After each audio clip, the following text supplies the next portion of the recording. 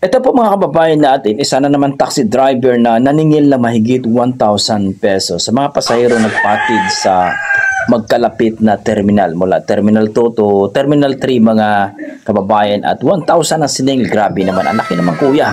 At dito inaksyonan ng ating pamunuan mga kababayan at na-impound ata ang taxi dito. So panoorin natin. Magandang hapon po, in-impound ang isang taxi at haharap sa LTO ang driver nito matapos mag-viral online dahil sa sobrang paniningil sa isang pasahero sa NAIA. Reklamo ng pasahero ang biyahe niya ay sa magkalapit na terminal lang pero mahigit 1,000 piso ang siningil sa kanya. Yan ang tinutukan ni Jonathan Andal, exclusive. Kuya, para naman. 1,000 na lang yan. Galing Terminal 2, papuntang Terminal 3, 1,260, ganon? Ano yan? Para na kami nagbiyahe ng probinsya. Viral ang video na ito ng pasahero na tinaga umano sa pasahe ng isang taxi driver sa NAIA. Mula NAIA Terminal 3 papuntang Terminal 2, ang siningil na pamasahe, 1,260 pesos. 1,000 na lang yan. Huwag naman, lugi tayo sa gasolina pabalik, ma'am. 1,1 na lang, sige 1,1. Di na lang kami nag-ano, budol naman kayo. Hindi budol yan, pinaliwanag mo nga siya. Ano? Grabe naman kayo maningil. Terminal 3 to Terminal 2, 1 to. Grabe naman yan, kuya. Ano ba yung taxi mo, oh?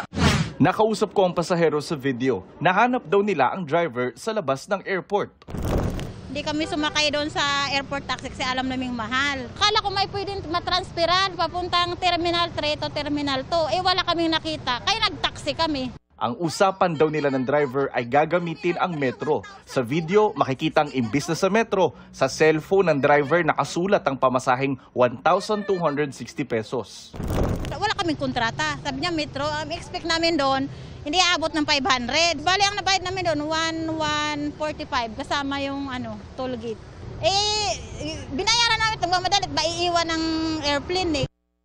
Nang mapanood ni DOTR Secretary Vince Dizon ang video, talagang galit na galit ako nung nakita ko. No? Moto proprio, pinapadagan ko na ng show cause order yan. Pero sinabihan ko na yung LTFRB at LTO, i-revoke na yan. Pareho, lisensya ng driver tsaka yung prangkisa ng operator. Ang taxi sa video pula at may pangalang Taxi Hub Transport. Nakausap ko ang nagpakilalang manager ng kumpanya sa numerong nakalagay sa kanilang Facebook page. Tukoy na raw nila kung sino ang taxi driver sa video. Kung mapatunayang namontrata, tatanggalin daw nila sa trabaho. Taxi Hub, wala naman kami binibigay na rate. Sinasabi namin lahat sa mga taxi drivers namin na bawal mangontrata. Pero na po kami nangyaring ganyan na sinabihan namin, tinanggal namin. Parati naka-updated yung sa metro namin. Hindi ako naniniwalang hindi alam ng operator yan. Malamang yan, ginagawa na ng matagal yan. So ito yung first time na nakakita ako ng actual video. Pero ang dami ng mga reports na ganyan. Pagka ginawa ni Gato ulit at kahit na iba pang mga taxi operator, yan din ang mangyayari sa kanila. Sabi ng kumpanya ng taxi, inimpound na ng LTO ang unit habang inaasahang pupunta bukas sa LTO ang driver at operator nito. Patuloy pa namin silang kinukunan ng pahayag. Huwag silang matatakot, i-video nila, padala nila kagad, itag nila ang DOTR at LTO, a-action na natin kagad. Ito lang paraan para matakot na itong mga to na matagal nang sinasamantala yung mga kababayan natin. Ang suggestion ko, gamitin na lang muna nila yung mga TNVS dyan para hindi sila maloloko. Para sa GMA Integrated News, Jonathan Andal, nakatutok, 24 oras. So yun po mga kababayan natin, nakita natin ditong balitang ito. Napakasad po kasi tinaga ng pinabayad ng 1,200. What?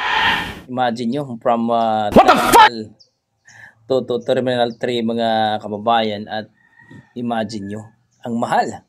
Grabe naman. So dapat sana yung may bus from Terminal 2 to Terminal 3 para mas madali. Kasi siyempre may mga kababayan tayong nagmamadali, babayad na lang at yan nga, napamahalan. Pero kudos dito sa ating secretary Secretary Dizon, na mabilis ang kanyang action. Maraming salamat dito kay Vince Dizon, ng ating secretary. Saludo tayo. At siyempre, grabe, sana hindi naman masyadong mahal. Kasi Alam naman natin. Gasolina, magkano gasolina ngayon? Nasa mga palagay natin 56, 52. Hindi naman siguro kamahalan masyado na. So kayo mga idol, ang masasabi nyo dito sa ating balita na talagang malupet. At tama lang no, na na-impound ang motor at sana hindi naman mang lisensya. Kasi siyempre, pagbigyan sana ng isa pang pagkakataon din. Para sa atin, no? Kasi naghahanap buhay din. Pero siyempre, mayroong kaukulang ano yan. Siguro may penalty or talagang magkakaroon ng violation. So kayo, ano masasabi nyo dito mga kababayan sa balitang ito? Bad trip, no? Okay, hanggang dito lang ako mga kababayan natin at God bless po, ingat po kayo lagi.